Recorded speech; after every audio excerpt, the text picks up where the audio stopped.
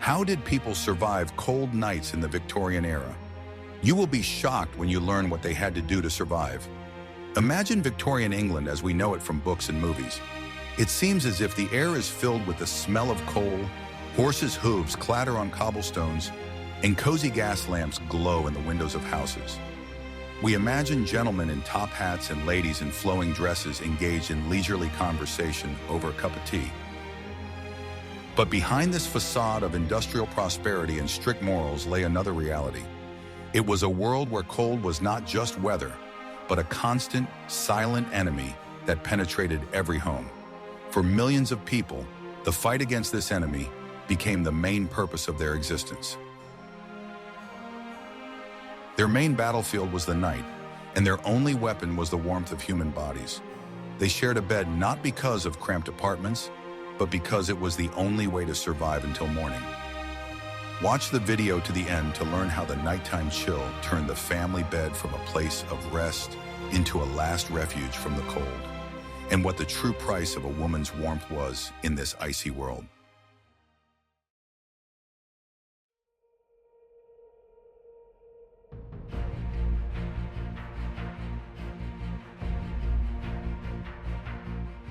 What if I told you that everything you believed about Victorian comfort was a lie? We are used to seeing pictures of interiors with heavy curtains, fireplaces, and soft furniture. This image created an illusion of warmth and security that was available to only a tiny percentage of the population. For the vast majority, especially the working class, home was not a fortress, but a cold trap. People lived in cramped, poorly constructed houses where the wind blew through the rooms. The walls were damp, and the only source of heat was often a single stove, which did not always have enough coal. In these conditions, sharing a bed was not a tradition, but a harsh necessity. It was a deliberate decision dictated by the laws of physics and desperate poverty. Several bodies huddled together under a thin blanket generated and retained precious heat. Families spanning several generations slept together to reduce the risk of illness caused by hypothermia. It was a collective survival mechanism where each person became part of a shared heating system. Personal space was a luxury that no one could afford.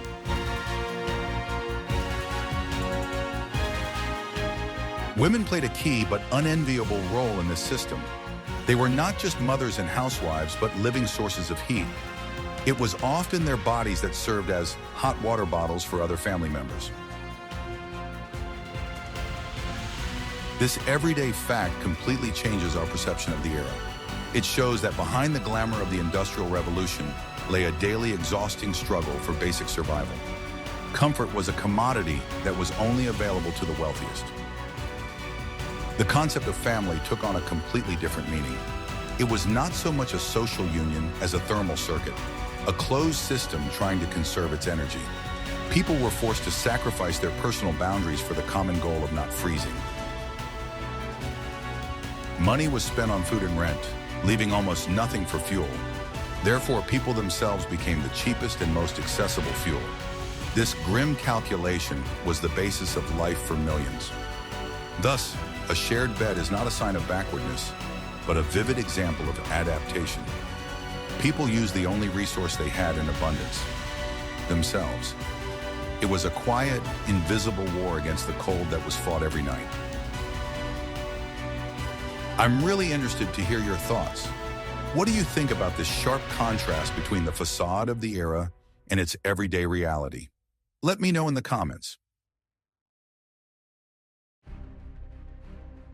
Are you ready to learn the truth about why entire neighborhoods of London were doomed to freeze?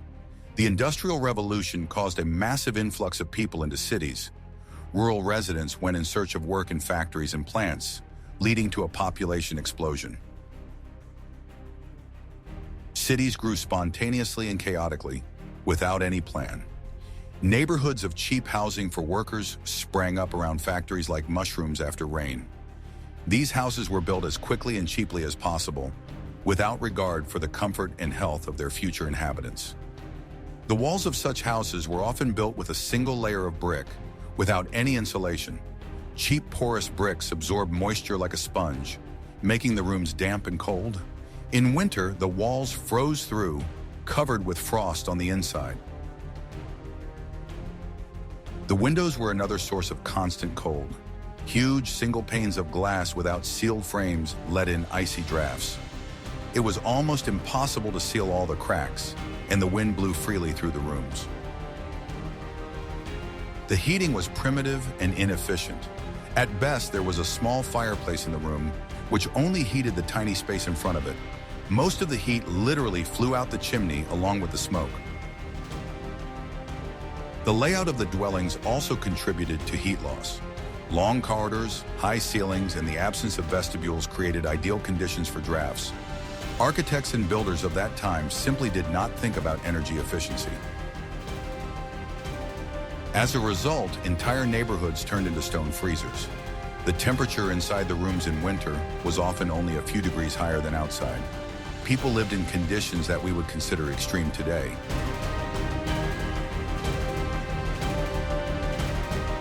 This construction boom was driven by the greed of developers. Their goal was to squeeze as many people as possible into a minimum amount of space, maximizing profits. The health and well-being of workers were not taken into account. Even in more expensive homes for the middle class, the situation was not much better. Although the rooms were larger and the ceilings higher, the principles of construction remained the same. Large unheated halls and bedrooms turned into ice palaces. So why, in an era of great technological progress, were people forced to huddle together for warmth as if in primitive times? The answer lies in the invisible, unpaid labor of one person, which we will discuss in the next chapter.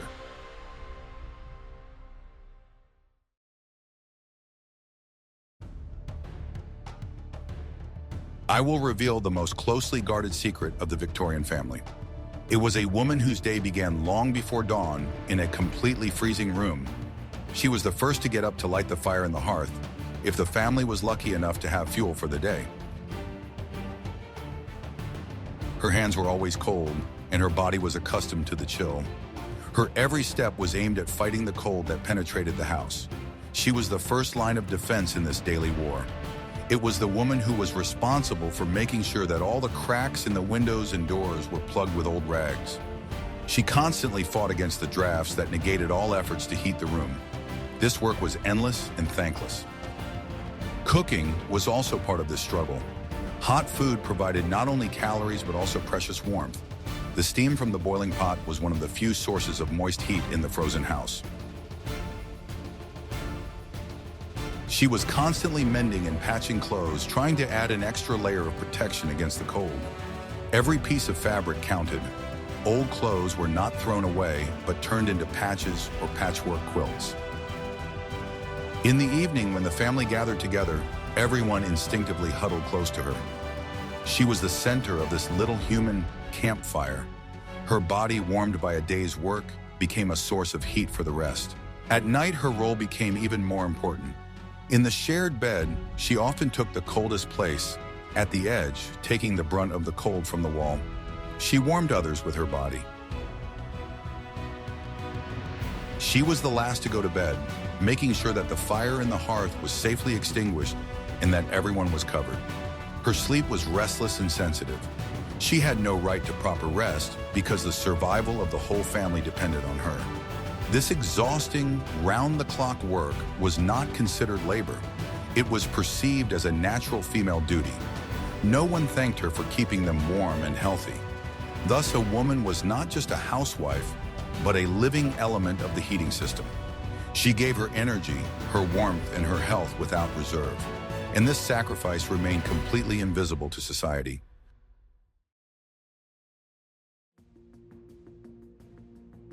What you are about to learn will change your perception of the family bed. Let's look under the blanket and see what a Victorian bed for the poor looked like. It was not a place for relaxation and rest, but rather a lifeboat in the ocean of nighttime cold. The bed frame, if there was one at all, was usually made of the cheapest wood or metal. Often it was replaced by simple wooden trestles or even bricks on which boards were laid. It was a maximally utilitarian construction. The most common filling for mattresses was straw or hay. Such a mattress quickly collapsed, became hard, and provided no warmth from below. It had to be shaken regularly to at least somewhat maintain its shape. Wealthier families could afford mattresses stuffed with wool or horsehair, but even these became unusable over time. Most people could only dream of down comforters. Bed linen was a luxury. Instead of sheets, any suitable fabric was often used. Washing was hard work, so linen was changed very rarely.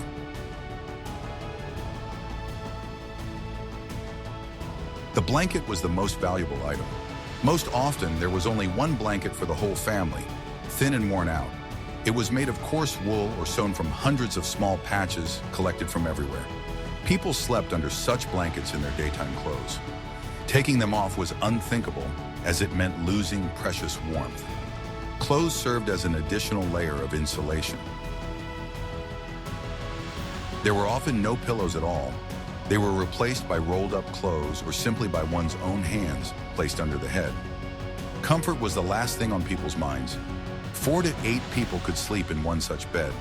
They lay close together, like sardines in a can. It was the only way to accumulate the heat of their bodies. But even the most primitive bed was better than nothing. Many poor people slept directly on the floor, on a pile of rags or straw. For them, having their own bed was the height of their dreams. So we see that houses were cold and beds could not provide adequate warmth. In the next chapter, you will learn how the social norms and strict morals of the era clashed with the icy reality of everyday life.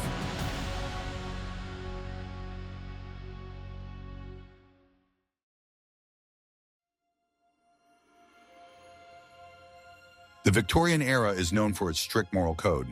The idea of personal privacy, modesty, and gender separation was elevated to an absolute. However, these rules only worked for those who could afford separate bedrooms. For millions of poor people, all these norms were empty theory. Parents, their adult children, and sometimes complete strangers slept in the same room and often in the same bed. Survival was more important than propriety. It was very common practice to rent out a place in bed to a lodger. A single worker could rent not a room, but simply a place under the blanket for the night. This brought the family a few extra pennies that could save them from starvation. Such proximity created a huge number of moral and social problems. The concepts of marital duty, personal space, and privacy simply ceased to exist. Everything happened in front of everyone. This led to a blurring of family roles and social boundaries. From an early age, children witnessed adult relationships. This shaped a completely different, more pragmatic attitude towards life. The church and moralists sounded the alarm, condemning this way of life. They saw it as a decline in morals and a threat to society.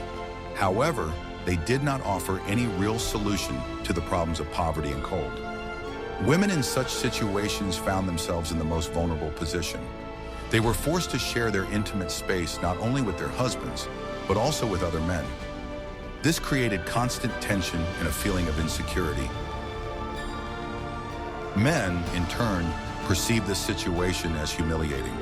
The head of the family could not provide even the minimum standards of decency for his household. This hurt their pride and often led to aggression. The whole complex system of Victorian morality, with its division between public and private, collapsed within the confines of a single room. Outside the home, a man could be a respectable worker, but at home he became part of a tightly woven tangle of bodies. Thus, cold was not only a physical force, but also a moral one. It destroyed social foundations, forcing people to live by the laws of survival rather than the rules of society.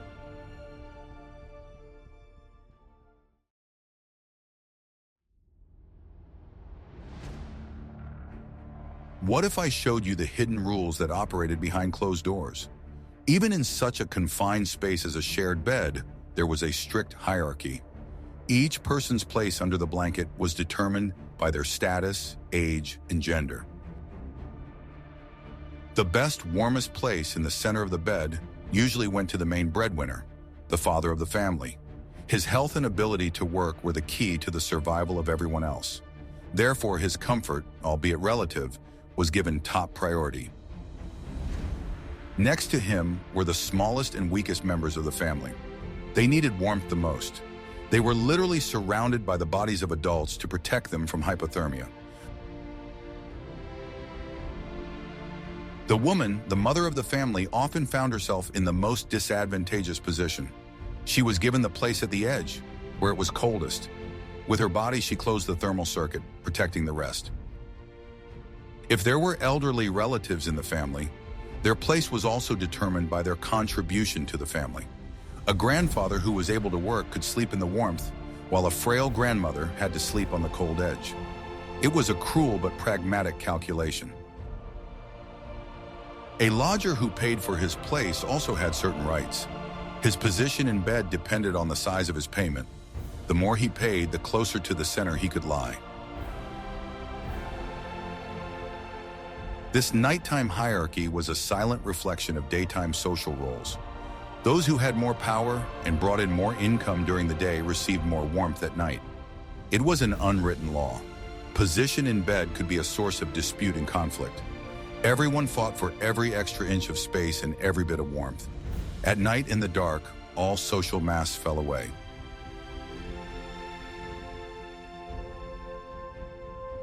As always, women found themselves in the role of victims. They had to give up the best place to their husbands and warm the household with their bodies, receiving nothing in return. Their comfort was last on the list of priorities. What place did teenagers occupy in this complex system, and why was their situation particularly difficult? In the next chapter, we will learn how the cold affected their growing up.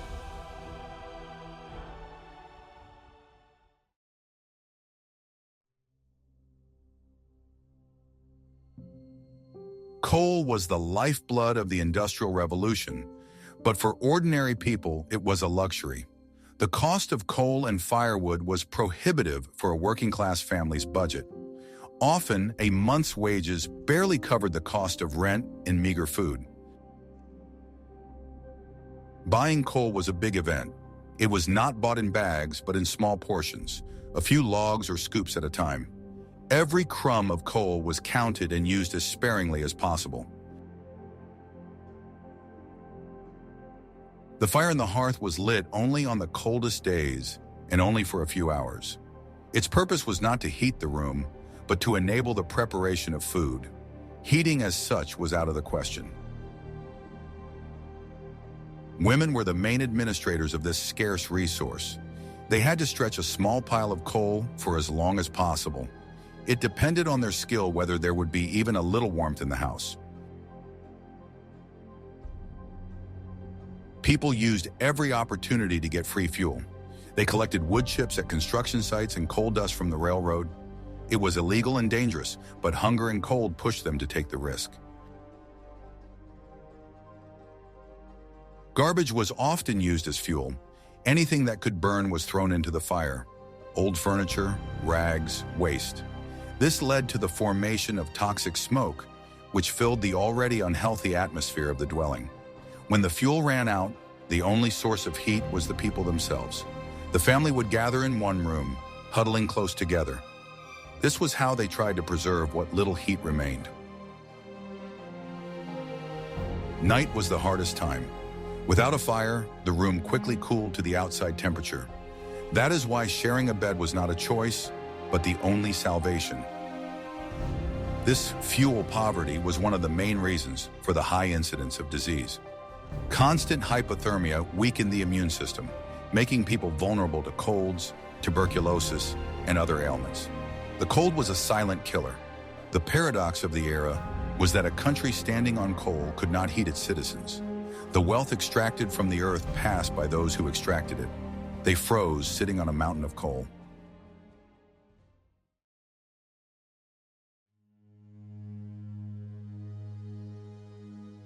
Layered Victorian clothing seems warm and reliable to us. However, for the poor, it was only a pitiful parody of a protective cocoon. Their clothes were made from the cheapest and poorest quality materials. The main fabric was coarse cotton or worn wool. These materials did not retain heat well, especially in constantly damp conditions. Clothes quickly became wet and took a long time to dry, turning into a cold compress on the body. The clothes were old, handed down from older brothers and sisters. They were covered with numerous patches. New clothes were an event that happened once every few years. People wore the same clothes for weeks, unable to wash or change them. They absorbed sweat, dirt, and odors. Hygiene was an unattainable luxury. People went to bed in these clothes. They served as an extra layer that provided some protection from the nighttime cold. Taking them off before bed would have been tantamount to suicide. Underwear, if they had any, was also changed very rarely. It was made of coarse fabric that rubbed against the skin. But even such underwear was better than nothing. Footwear was the biggest problem. Cheap shoes quickly got wet and fell apart. Many walked in shoes with holes, stuffing newspapers inside for warmth. Wet feet were a constant companion of the poor. This led to colds and more serious illnesses. Trench foot was known long before World War I. Thus, clothing did not so much keep people warm as create the illusion of warmth. It was a thin and unreliable barrier between people and the hostile environment. Its protective functions were minimal. That is why the warmth of the human body in a shared bed was so important. It was the last line of defense when neither home nor clothing could protect against the cold.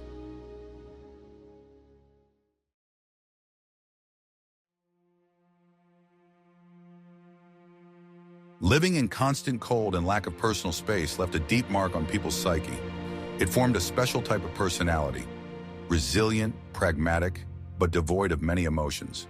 Joy was a rare guest in their homes. The lack of personal space from birth erased the boundaries of personality.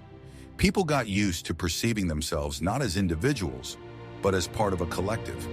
The concept of I was subordinated to the concept of we. This had its advantages. People were united and ready to help each other.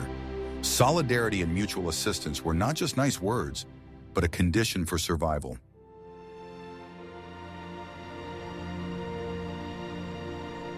However, there was also a downside.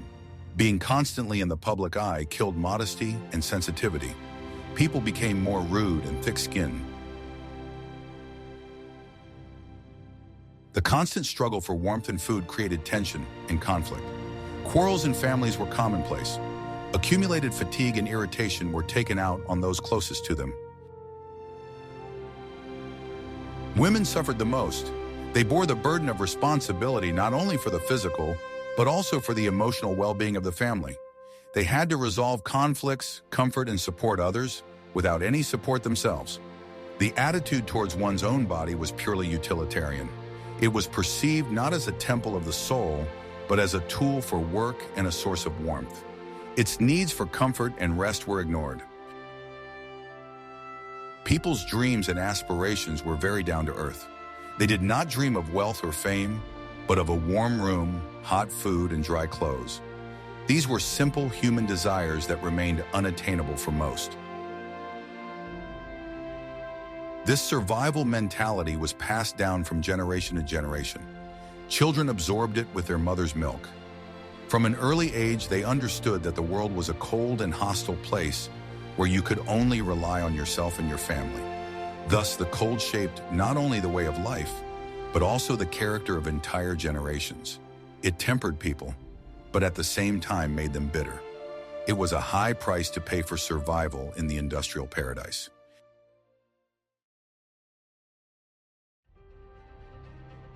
By the end of the 19th century, the situation began to change slowly. Society finally realized the scale of the problem that millions of its citizens were living with. The impetus came not only from the reports of reformers, but also from a banal fear of epidemics. New building standards began to appear. The authorities began to require developers to build higher quality housing, walls became thicker, and basic ventilation began to be provided in homes. Technological advances made heating more affordable. More efficient and cheaper coal stoves appeared.